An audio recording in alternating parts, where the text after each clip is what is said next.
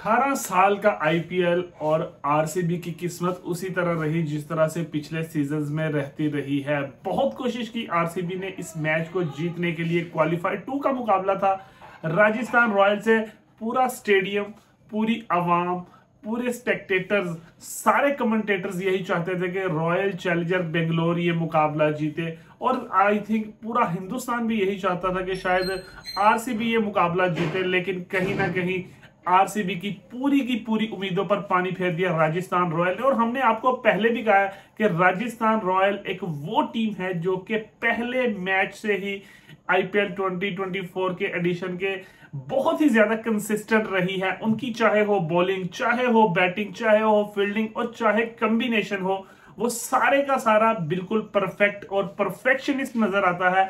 Buttler के जाने के बाद एक गैप पैदा हुआ था और शायद सब यही सोच रहे थे कि बटलर के जाने के बाद शायद राजस्थान रॉयल जो है वो कमजोर हो गई है। और जिस मोमेंटम के साथ रॉयल चैलेंजर बेंगलोर आ रही थी क्वालिफायर 2 खेलने के लिए, तो उससे यही लगता था कि शायद इस दफा रॉयल चैलेंजर बेंगलोर जो है वो कारनामा सर अंजाम देगी, जिसकी तवक्को पूरा भारत कर रहा था। लेकिन फिर वही हुआ जो होता था। बहुत सी मैच की इस पॉइंट से जहां पर हमने डिस्कस करना है, सबसे पहले हम डिस्कस कर लेते हैं कि राजस्थान रॉयल के प्लस पॉइंट्स को लेकर। तो जनाब, राजस्थान रॉयल के प्लस पॉइंट को लेकर आप कहेंगे कि बॉलिंग की बात करते हैं तो ट्रेंट बोल्ट बेहतरीन तरीके से उभर कर सामने आए। वहीं पर बैटिंग में अश्विन, रियान पराग और सबसे बड़ी बात यशस्वी जायसवाल ने जिस तरह से बैटिंग की, जिस अक्लमंदी के साथ बैटिंग की, तो आपको यही लग रहा था कि आज जायसवाल जो है बिल्कुल राजस्थान रॉयल को अपनी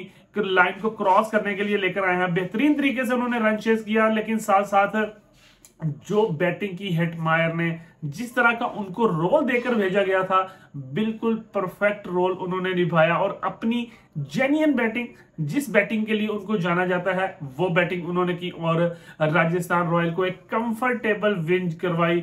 वहीं पर अगर हम बात करते हैं जनाब रॉयल चैलेंजर बेंगलोर की, तो अगर आप इतना बड़ा मैच खेल रहे हैं तो कम से कम आपको ये बात माइंड में होनी चाहिए कि आपने किस तरह से प्लान करना है। आज उनके प्लानिंग जो है पिछले कुछ 4-5 मैचों से जो वो स्ट्रीक जीतकर क्वालिफायर 2 के लिए पहुंचे थे, वो करंट नजर नहीं आया। क्योंकि अगर आज आप बैटिंग की बात कर लेते हैं सबसे पहले राजस्थान रॉयल की, तो बैटिंग में जिस तरह से विराट कोहली से उम्मीद की जा रही थी कि वो बड़े मैच के प्लेयर हैं, बड़े रन्स करते हैं बड़े मैच में, लेकिन आज उनका बल्ला उस तरह से रन्स नहीं उगल पाया। फाफ डु प्लेसिस भी उस तरह से परफॉर्मेंस नहीं दिखा पाए और पूरी की पूरी टीम 172 रन बनाए। यहां पर आप अगर 172 रन को अगर आप कंसीडर करेंगे तो इतने भी रन कम नहीं हैं, लेकिन शायद मैच की नोयत को रखते हुए मद्देनजर ये रन कम है। और जिस तरह की पिचेस इंडिया में बिहेव कर रही है और जिस तरह के रन हमने आईपीएल में देखे हैं, उसको मद्देनजर रखते हुए ये रन्स काफी कम नजर आ रहे थे। लेकिन अगर आप ओवरऑल बात करते हैं तो रन्स कम नहीं थे, बल्लेबाजों ने अपना रन्स कर दिए, लेकिन बारी थी अब राजस्थान रॉयल के बॉलर्स को लेकर। शायद उस तरह से बॉलर्स जो है परफॉर्म नहीं कर पाए, क्योंकि अगर एक या दो बॉलर जो है बेहतरीन दोनों का कॉम्बिनेशन होकर अगर स्ट्राइक करते तो शायद राजस्थान रॉयल जो है आज घुटने टेक चुकी होती। मियां खलीफा, जिनसे बहुत ज्यादा उम्मीदें की जा रही थी और जिस तरह से उन्होंने पिछले कुछ अरसे में गेंदबाजी की, रॉयल चैलेंजर बेंगलोर की जीत में अहम किरदार अदा किया, उस तरह से उनकी बॉलिंग नजर आई नहीं हमें। क्योंकि अगर एक एंड से विकेटें गिर रही थी तो कहीं ना कहीं अगर मियां खलीफा उनका साथ देते तो डेफिनेटली ये एक बड़ा ही जबरदस्त हो जाना था। लेकिन अगर बॉलिंग की बात करते करते यहाँ पर हम बैटिंग की बात को भी अटैच करते हैं, तो राजस्थान रॉयल की बैटिंग आज बिल्कुल फिनोमिनल रही।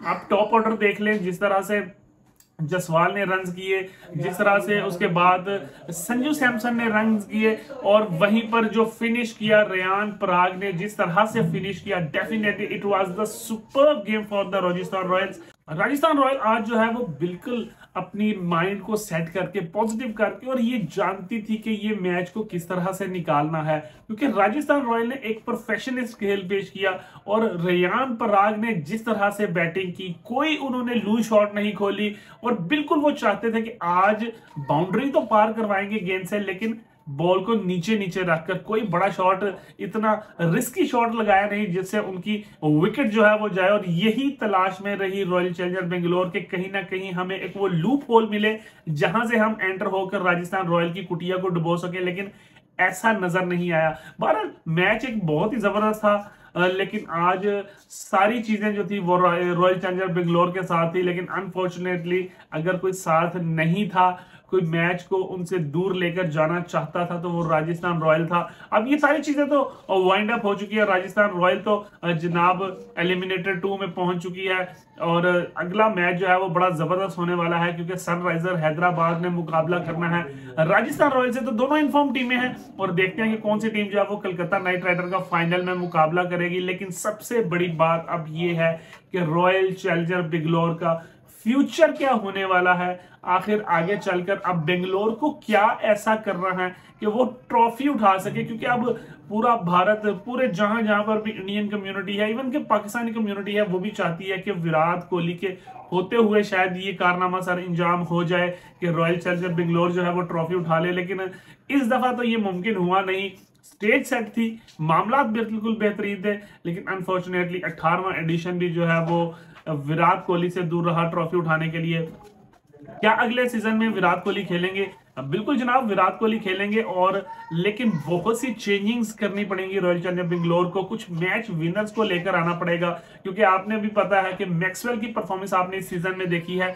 ऐसे मेरा ख्याल है वाहिद प्लेयर हैं जो कि 4 डक्स इस सीजन में कर चुके हैं और पहली बॉल पर डक कर चुके हैं। तो मैक्सवेल का लॉस तो डेफिनेटली रॉयल चैलेंजर बेंगलोर ने मिस किया ही किया है। No doubt he is the man of the steel, और जिस तरह से उनकी परफॉर्मेंसेस रही हैं ऑस्ट्रेलिया के साथ, तो डेफिनेटली वो बहुत ही जबरदस्त है। डेफिनेटली मैक्सवेल की परफॉर्मेंसेस ऑस्ट्रेलिया के लिए भी बहुत ही बेहतरीन रही हैं, लेकिन इस दफा रॉयल चैलेंजर बेंगलोर शायद वो चीजों को मिस किया उन्होंने, और अगर उनका ये प्लेयर फॉर्म में रहता तो मेरा ख्याल था कि काफी ज्यादा आसानी हो जाती थी उनको फाइनल में पहुंचने के लिए। बहरहाल it's the game of the cricket, it's the part of the cricket, क्योंकि एक टीम ने जीतना है तो दूसरी टीम ने तो डेफिनेटली हारना है। दोस्तों ये थी आज की वीडियो। आपको क्या लगता है कि रॉयल चैलेंजर बेंगलोर का क्या फ्यूचर होने वाला है, तो कमेंट सेक्शन में जरूर बताइएगा। उम्मीद यही करते हैं कि रॉयल चैलेंजर बेंगलोर अगले सीजन में एक नई मोटिवेशन के साथ, नए जनाब अपने कॉम्बिनेशन के साथ आईपीएल 2025 में शिरकत करेगी। आज के लिए ये न्यूज थी कि रॉयल चैलेंजर बेंगलोर अनफॉर्चुनेटली फिर से फाइनल की रेस से बाहर हो चुकी है। मिलते हैं आपसे नेक्स्ट वीडियो में, तब तक के लिए टेक केयर, अल्लाह।